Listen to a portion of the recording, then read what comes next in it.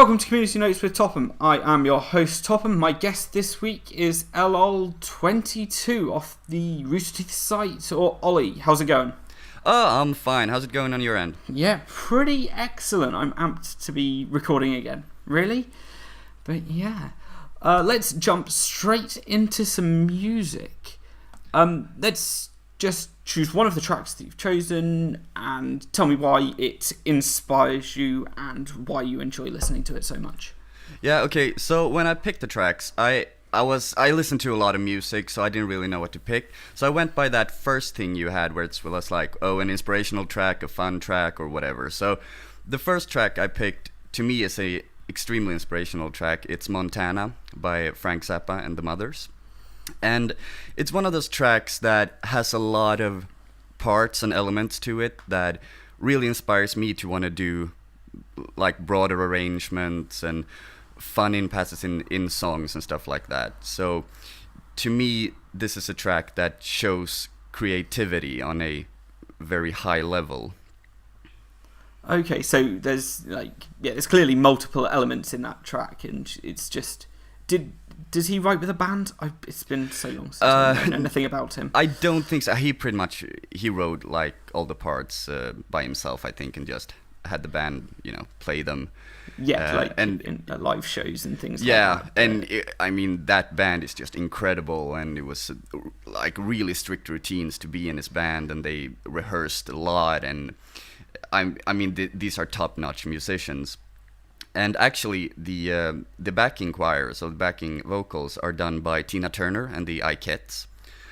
And listen to those where they do the goes up and down, the harmonies, and it's just incredible to hear all of that and how it comes together in the song. Ah, excellent. Yeah, so it's a very interesting song with lots of different parts to it. Oh yeah, lots of parts to it. Yeah. And it's not one of those songs that are like easy to attain.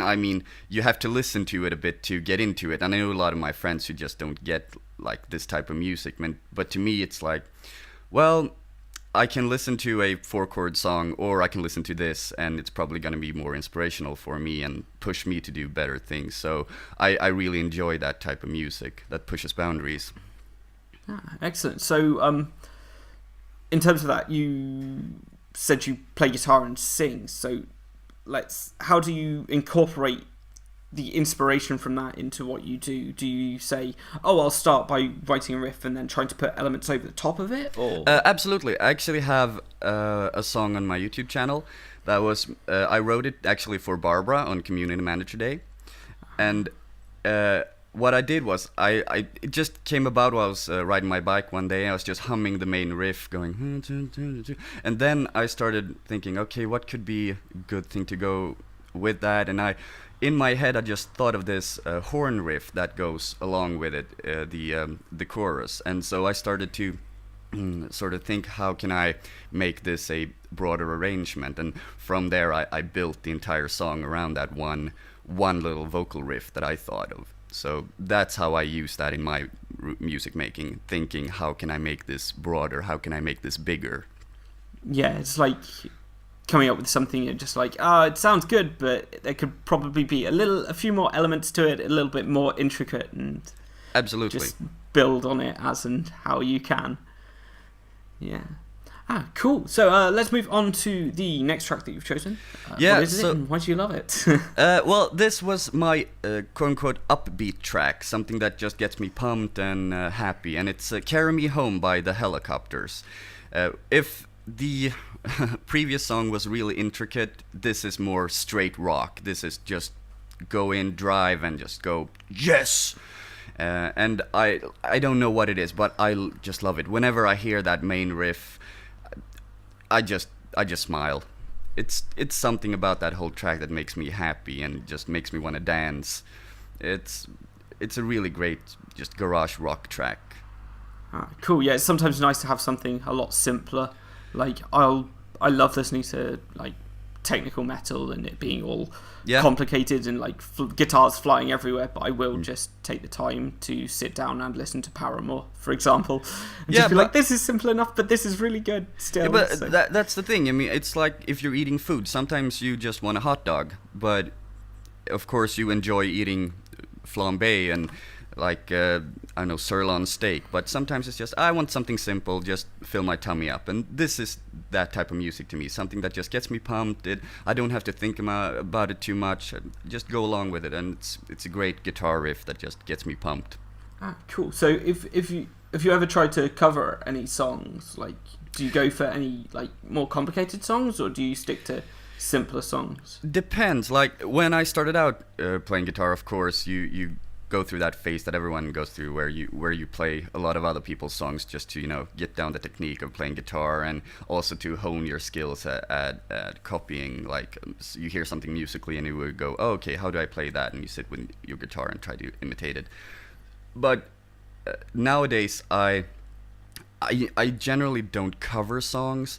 If I find something interesting and I want to know how to play it, I just sit down and maybe do that part to just get a feel of what it's like to play that and how it works musically within the context. But I generally don't like sit down and try to cover a song. But it's, to me, the covering of a song is more to improve myself musically and see how other people play music and how maybe I can incorporate that in my own music making. Yeah, that's definitely an approach I've been taking recently as well. Just like looking at other people's music and trying to write something in their vein rather than copying a track directly. Yeah, and that's my view as well. That a good artist doesn't steal, but they incorporate. So that's my approach to covering music. Yeah, like one of the approaches I've read recently for like trying to improve your just improvisational solos is to set, I don't know, 16 bars of riff just on in the background, and then try and improvise in different guitarist styles. So you'll pick, that's great. And also like taking like riffs or maybe musical concept that another guitarist has made and try to like see, okay, how do they think about it? What does this piece of music that I'm playing now, how does that interact with all the other pieces of music that is currently going on? And I think that's great for developing improvisational skills. I come from a jazz background, so I've done a lot of improv, and I think that's just great, and it really boosts your creativity on a totally new level. Cool. Let's move on to the next track that you've chosen. So this is my emotional track, really, and it's Us and Them by Pink Floyd, from the best album in the world, The Dark Side of the Moon, which I feel is pretty much the only perfect album. I can listen to that like all the way through and not be bored once.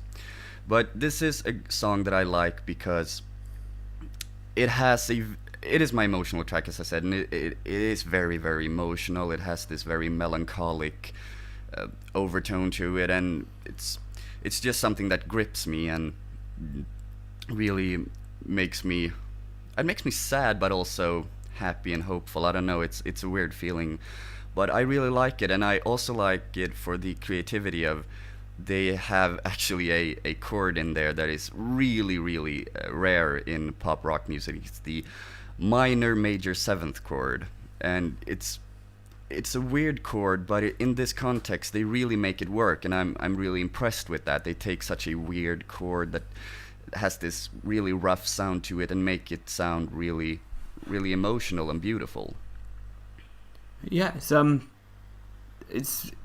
one of the, I don't know, I was going to say it's one of the tracks on the album that stands out, but it doesn't on that album. If it was on any other album, it would just be amazing, but on that album, yeah, it totally works. I mean, it just, I don't know what it is, but as I said, it's a very emotional song for me, and I don't know, sometimes you just want that song that grips you straight away and has you on the verge of tears almost, because it's so beautiful. And to me, that's what music should be about. It should be about that emotional connection you have with the song or with the band, So that's why I picked that song, and I just wanted to highlight it. I mean, this is a album that has been critically acclaimed, and maybe some people feel like, we should move on. But to me, it's one of my favorite albums of all time. So I just wanted. It wouldn't have been correct if I didn't include at least one song from there. So fair enough. Cool. Let's briefly move on to the next track that you've chosen then, rather than okay. So this is just a track that I wanted to highlight. An artist I wanted to highlight. This is a Swedish artist called The Tallest Man on Earth, and the song I picked is 1,000 Ways from the album The Wild Hunt. And this is music this is also a very emotional song. It's really beautiful. But what I wanted to highlight is the fact that he writes pretty I don't know how simple music, but he makes it very complicated, or doesn't make it very complicated, but he complicates it a bit with his guitar playing, because he's like this great Travis picker, and I mean, when you listen to him, it's like listening to an entire band. So I really enjoy this music, this song, because it's beautiful, and it also it inspires creatively for me. Because I tried to play some of his music sometimes. He uses a lot of odd tuning, so it's not something you can just pick up. You have to go, oh shit, I have to, this tuning, this one. Yeah, retune, okay, and next song we have to retune again. But it's really beautiful, and he's an amazing guitarist. So if anyone plays like acoustic guitar and wants to be like a singer-songwriter, I would definitely recommend checking some of his music out. Like his first two albums, Shallow Grave and The Wild Hunt, those are just amazing music. Really good, like singer-songwriter pop music that's beautiful and creative. Cool. Let's step away from that track in specific for a second. And, is there much of a live music scene where you are? Do you see many live bands? Or I did when I was younger. Like, those are things that, they come in waves, they come and go. Like when I went to high school, there was the whole metalcore and hardcore scene really exploded locally. So I never really played that or listened to it that much, but I had a lot of friends and acquaintances that did. So I went to a lot of shows, and to their credit, like the people who lived here and were really into the music scene were really like driven and tried to make it a really live scene. So nowadays not so much. It has petered out a little bit, but it's still a lot of bands play, and especially like we have a lot of places where you can rehearse and you can hire equipment, or if you want to, or something like that, you like rent out a space. So it's really good if you're in a band, because you're probably gonna find places to rehearse and play. You don't have to be in your own garage, so to speak. So that's really good. And when I played in bands, we had like our rehearsal space, and we had our equipment, and we were able to make it work and really become a band, so to speak, and really try to play music.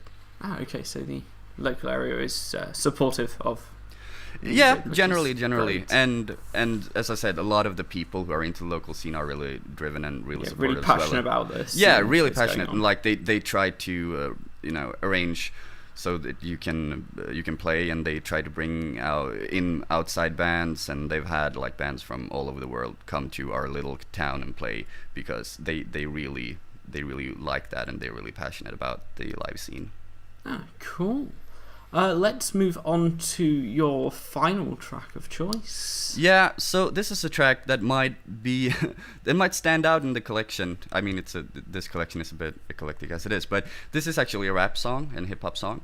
It's Kill a Hipster by Watsky, and Watsky is one of my favorite rappers. He came into prominence through YouTube.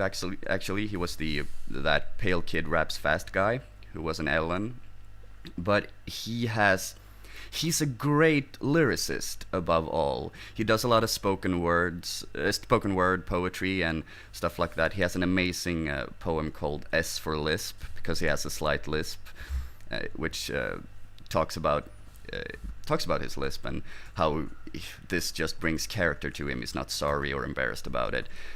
And this is a song that's just, I don't know, it due to the fact that it incorporates the thing of gentrification, because it talks about hipsters and how, you know, the hipster community moves into neighborhoods and all of that stuff. It's just really smart music. It's not hip hop about, you know, going to the club, drinking Cristal and fucking bitches. This is really creative and smart music. He has a way with words that a lot of rappers nowadays lack, I think. He's just an amazing lyricist, and I really enjoy that, because I'm really big into lyrics in songs. So that's why I wanted to incorporate him, because I wanted to highlight some of his, like, quote unquote real music, because a lot of people would just know him as the guy who raps fast, but he is actually really talented and really smart. Ah, cool. That kind of makes me think of a band I've seen popping up on Reddit recently that people are raving about, but they just do noise rap, like with like industrial sounds underneath, okay, like with some solid rap over the top. A band called Clipping that I've heard, I don't know, within the last week, and I'm just like, oh, it's different, but it appeals to me on a side that it isn't music in the traditional sense, but I still enjoy it. However, I can understand why a lot of people wouldn't enjoy it. Yeah, absolutely, yeah. But yeah, that's just like another whole side of things as well. Like, what do people consider music nowadays?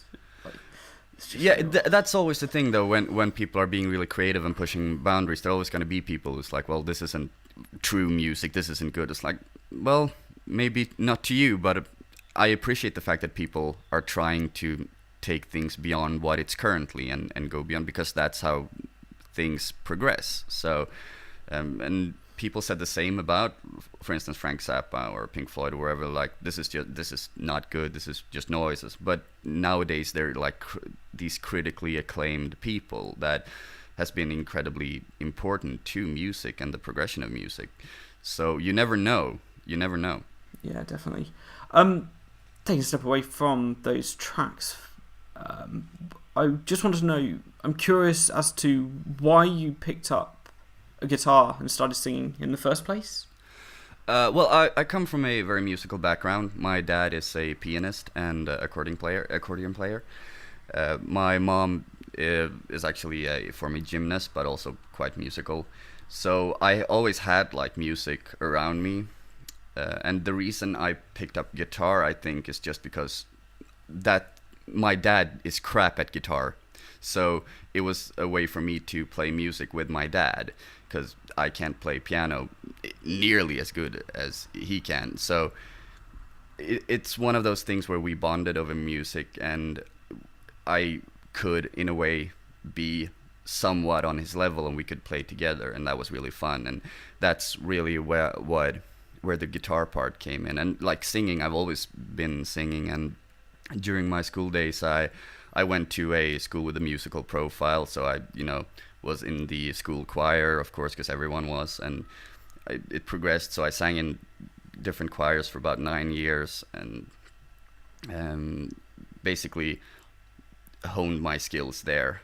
So in essence, I come from a musical background, and it just happened that I became acquainted with the guitar, and I loved it, so I kept playing it. Ah, excellent. Sounds great. Okay, so let's move on to the final questions to wrap up this episode with. Yeah. If you could have any superpower, what would it be, and which of your tracks would be your theme song? So which superpower would I? I've always been very academic, so I would probably have a super intellect. And which of my track? It it would probably Carry Me Home, actually, because it's really a great song to get pumped to. So that would be the thing that I bust out the door and come and carry me home, and I just go, yeah, here Nice. I am. Sounds great. If you could listen to only one of these songs for the rest of time, which one would it be? I wouldn't actually have to say "1,000 Ways" by the Tallest Man on Earth. Okay. It has a very emotional connection with me, and I have a lot of memories with that song specifically. So it would definitely be that song. Excellent. And finally, what is your favourite album of the moment? My favorite album of the moment is, I think, Cardboard Castles by Watsky. I sort of I've listened to it before, but I rediscovered it now because I saw that he was going to put out a new album. So I was like, oh, I got to get reacquainted with some of his old stuff. And I just remember, oh shit, this is really, really good. So that's the album I'm listening to at the moment. Excellent. Sounds like I should check that out for sure. Yeah, I would definitely recommend it. Excellent. So that's going to wrap it up for this episode. Thank you to Elol22, or Ollie, thank you for being my guest. Oh, thanks for having me. It's been really, really fun. Yeah, I've definitely enjoyed my time. Okay, thank you very much, and goodbye. Goodbye.